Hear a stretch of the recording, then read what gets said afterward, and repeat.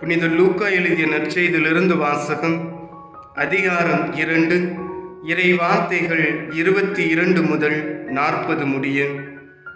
மோசேயின் சட்டப்படி தூய்மைச் சடங்கை நிறைவேற்ற வேண்டிய நாள் வந்தபோது குழந்தையை ஆண்டவருக்கு அர்ப்பணிக்க அவர்கள் எருசலேமுக்கு கொண்டு சென்றார்கள். ஏனெனில் ஆண் தலைப்பேறு அனைத்தும் ஆண்டவருக்கு அர்ப்பணிக்கப்படும் என்று அவருடைய திருச்சட்டத்தில் எழுதியுள்ளது. அச்சட்டத்தில் கூறியுள்ளவாறு 2 மாடப்புறாக்கள் அல்லது 2 புறா குஞ்சுகளை அவர்கள் பலியாக கொடுக்க வேண்டியிருந்தது. அப்போது எருசலேமில் சிமியோன் என்னும் ஒருவர் இருந்தார்.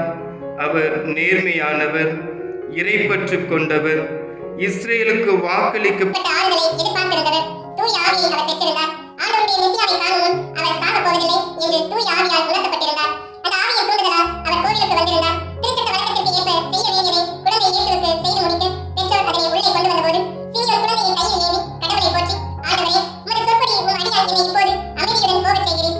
ஏனெனில் மக்கள் அனைவரும் காணுமாறு நீர் ஏற்பாடு செய்துள்ள உமது மீட்பை என் கண்கள் கண்டு வந்தன. இம்மீட்பை பிற இனத்தாருக்கு வெளிப்பாடு அருளும் ஒளி. இதுவே உம் மக்களாகிய இஸ்ரேலுக்கு பெருமை என்றார். குழந்தையை குறித்து கூறியவை பற்றி அதன் தாயும் தந்தையும் வியப்புற்றனர். சிமியோன் அவர்களுக்கு ஆசை கோரி அதன் தாயாகிய மரியாதை நோக்கி, இதோ இக்குழந்தை இஸ்ரேல் மக்கள் பலரின் வீழ்ச்சிக்கும் எழுச்சிக்கும் காரணமாக இருக்கும், எதிர்க்கப்படும் அடையாளமாகவும் இருக்கும். இவ்வாறு பலருடைய மறைவான எண்ணங்கள் வெளிப்படும். உமது உள்ளத்தையும் ஒரு வால் ஊடுருவி பாயும் என்றார். ஆசர் குலத்தைச் சேர்ந்த வானுவேலின் மகனாகிய அன்னா என்னும் இறைவாக்கினர் ஒருவர் இருந்தார். அவர் வயது முதிர்ந்தவர், மணமாகி 7 ஆண்டுகள் கணவரோடு வாழ்ந்த பின் கைம்பெண் ஆனவர். அவருக்கு வயது 84. அவர் கோவிலை விட்டு நீங்காமல் நோன்பிருந்து மன்றாடி அல்லும் பகலும் திருப்பணி செய்து வந்தார். அவரும் அந்நேரத்தில் அங்கு வந்து கடவுளை புகழ்ந்து எருசலேமின் மீட்புக்காக காத்திருந்த எல்லோரிடமும் அக்குழந்தையை பற்றி பேசினார். ஆண்டவருடைய திருச்சட்டப்படி எல்லாவற்றையும் செய்து முடித்த பின்பு அவர்கள் கலிலேயாவில் உள்ள தங்கள் ஊராகிய நாசரேத்திற்கு திரும்பிச் சென்றார்கள்.